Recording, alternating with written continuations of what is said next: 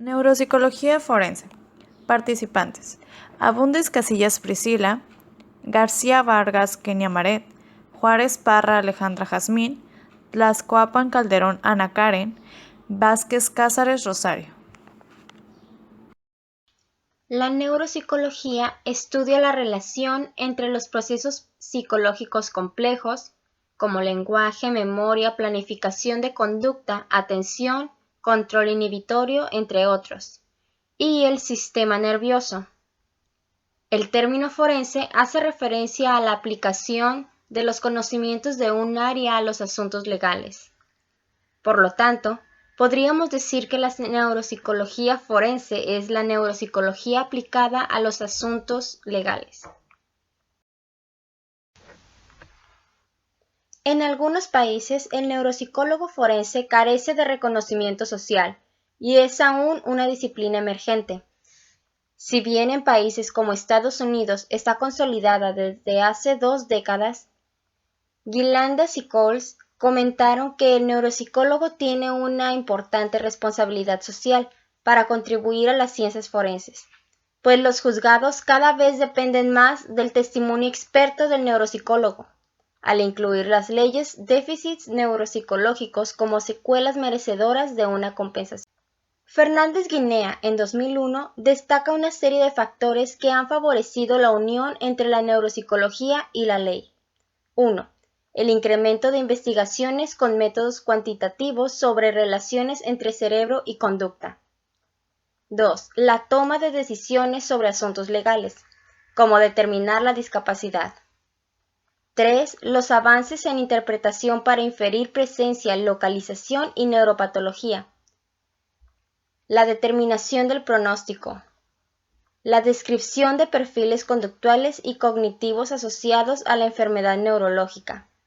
Las implicaciones del funcionamiento psicosocial y, por último, la decisión sobre las intervenciones más apropiadas. La neuropsicología forense se enfrenta en la actualidad a una serie de retos orientados a conseguir su desarrollo científico y profesional.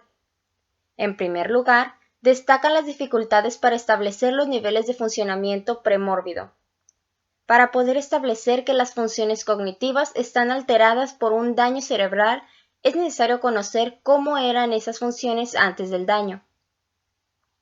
En segundo lugar, el desconocimiento de los porcentajes de base de diversos trastornos neuropsicológicos. Los porcentajes de base, es decir, la frecuencia con la que algo ocurre, afectan el valor predictivo del signo conductual, puntuación en test o perfil de puntuaciones en una batería neuropsicológica. No hacía su especificidad y sensibilidad. Ahora hablaremos del siguiente tema: ámbitos de aplicación de la neuropsicología forense. La participación del neuropsicólogo en los contextos legales trata de responder la cuestión forense, si el deterioro cognitivo es resultado del evento bajo consideración legal. En el contexto legal español, esta cuestión la suele responder ante casos de determinación de incapacidad laboral, incapacitación legal, determinación del daño cerebral leve, simulación y en casos penales para establecer si la disfunción contribuyó al delito. Determinación de la incapacidad laboral. La estimación de la naturaleza, gravedad y cronicidad de las secuelas de accidentes laborales o de tráfico se hace necesaria para determinar la cuantía de la pensión de invalidez y la incapacidad laboral. Cuando finaliza el tratamiento médico y rehabilitador, el texto refundido de la Ley General de la Seguridad Social establece 3 supuestos en los que se puede encontrar el trabajador: curación sin secuelas, con secuelas de lesiones permanentes no invalidantes y con lesiones consecutivas de invalidez permanente en alguno de sus grados. Los grados de invalidez se recogen en esta ley en su artículo 137 y son los siguientes: incapacidad permanente parcial, incapacidad permanente total, incapacidad permanente absoluta y gran invalidez. Según el artículo 200 del Código Civil, son causa de incapacidad aquellas enfermedades o deficiencias físicas o psíquicas que impidan a una persona gobernarse por sí misma. Esta decisión solo corresponde al juez, pero su declaración de incapacidad puede valerse del informe neuropsicológico para establecer el grado y extensión de esta y el régimen tutelar o de guarda del incapacitado, pues el perito, según la ley de enjuiciamiento civil, es auxiliar del juez. Después de un traumatismo craneoencefálico leve, puede aparecer y persistir el conocido como síndrome postconmocional, un conjunto de síntomas somáticos, cognitivos y emocionales. La evaluación neuropsicológica debe ser completa y precisa, proporcionando evidencia empírica de estos déficits y sus repercusiones en la vida social, laboral y familiar del sujeto, pues de ello puede depender una declaración de incapacidad, como comentamos anteriormente, o una indemnización por daños y prejuicios. Según el DSM-4, debemos sospechar de la posibilidad de simulación cuando estamos en un contexto médico-legal, hay discrepancia entre el estrés o la alteración y los datos objetivos de la exploración, no hay cooperación durante la evaluación diagnóstica y se cumple el régimen de tratamiento, y hay un trastorno antisocial de la personalidad.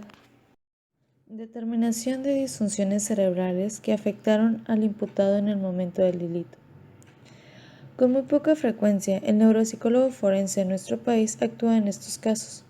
En un procedimiento criminal, la opinión del neuropsicólogo puede ser requerida, además para recomendar un tratamiento o establecer el potencial para la rehabilitación del reo.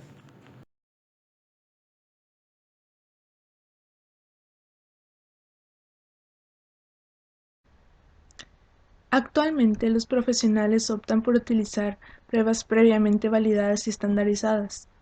Un paso previo al empleo de una batería o de un protocolo de exploración es la recopilación de información del propio paciente y de su entorno familiar, social y laboral. Esta información se recaba a través principalmente de la entrevista clínica.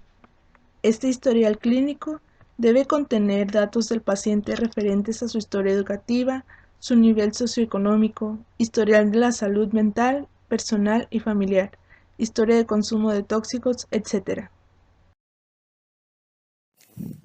Baterías de evaluación neuropsicológica. Se señalan dos baterías de pruebas de evaluación de interés en la neuropsicología forense: el de Luria, DNA para adultos, y el test de Barcelona. Por reavivar el debate entre los métodos de evaluación, se considera que la batería Halstead-Rayton presenta el único método de evaluación neuropsicológica forense que debe ser admitido. El diagnóstico neuropsicológico de adultos de Luria incluye 9 tests distribuidos en 5 áreas diferentes: visoespacial, lenguaje oral, memoria, inteligencia y atención. En el área visoespacial se exploran las funciones visuales superiores. Se puede diferenciar entre déficits visoespaciales o de lenguaje, pues el sujeto tiene que responder verbalmente a las tareas. Incluye un subtest de percepción visual y otro de orientación espacial. En el área de lenguaje se evalúa con 2 subtests diferentes: el habla receptiva y el habla expresiva. En el área de la memoria, la exploración incluye tareas de la curva del aprendizaje, de palabras no relacionadas, evocación de tareas verbales y no verbales y memorización lógica. En el área intelectual se analiza la comprensión de mensajes proporcionados a través de dibujos y textos, y la formación de ideas abstractas y la capacidad para resolver problemas. En el control atencional se evalúa la atención-concentración con respuesta de contrarios, verbales y no verbales, con inhibición de respuesta automatizadas, asociación de respuestas a sonidos difíciles de discriminar entre sí y el seguimiento de palabras que no contengan un determinado sonido vocálico. En cada ítem se tiene en cuenta el tiempo y la vacilación. El test de Barcelona revisado permite una interpretación cuantitativa y cualitativa del paciente, que tiene que ser mayor de 20 años. Se obtiene un perfil que nos aporta datos sobre orientación, atención y concentración, lenguaje, ya sea oral, escrito y lectura, praxias, nocias, memoria, abstracción, cálculo y solución de problemas. Incluye un total de 41 subtest, que dan lugar a 147 puntuaciones diferentes. La batería de Halstead-Rayton Se compone de 7 tests principales y 4 tests auxiliares. Esta prueba asume la evaluación neuropsicológica como una aplicación de la psicometría. La batería ha ido desarrollándose y complementándose con diversos tests desde su creación en 1947, con cada vez más revisiones. Los tests principales son test de categorización, de función parpadeante crítica, de ejecución táctil, de ritmo de seizure, de percepción de palabras sin sentido, de oscilación de dedos y de sentido del tiempo. Los tests auxiliares son inventario multifacético de personalidad de Minnesota, de afasia de Boston, escala de inteligencia WISE y el Train. Lo que demanda en última instancia al neuropsicólogo forense es que arroje luz sobre la cuestión forense, que no se refiere a la existencia o no de déficits de un individuo, sino que debe aclarar si dicha disfunción resulta del evento bajo consideración legal.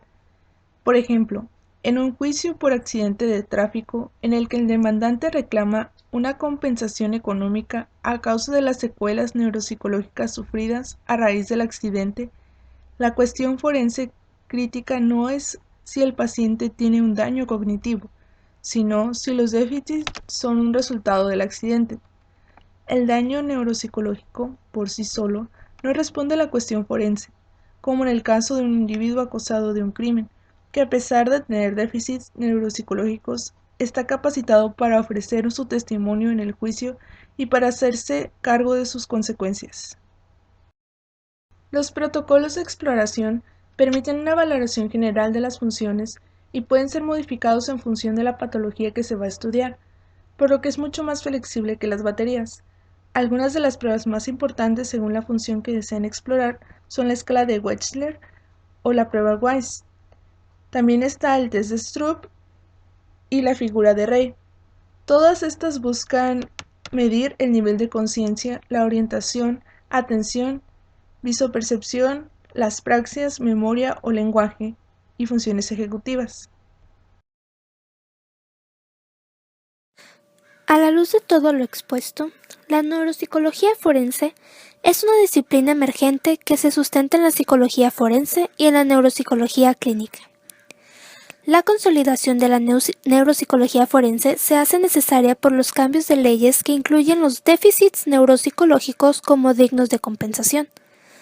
Su práctica no está exenta de problemas metodológicos y éticos. En la mayoría de los países, el perito neuropsicólogo actúa ante casos de incapacidad laboral, incapacitación legal, determinan el daño cerebral leve, determinan los casos de simulación y en menor medida ante casos penales. El neuropsicólogo forense debe ser un experto en el manejo de las pruebas de evaluación y conocer el sustrato neural implicado en cada una de las funciones que están evaluando. Dentro de la neuropsicología forense debe haber una cantidad importante de contenidos teóricos y prácticos de neuropsicología.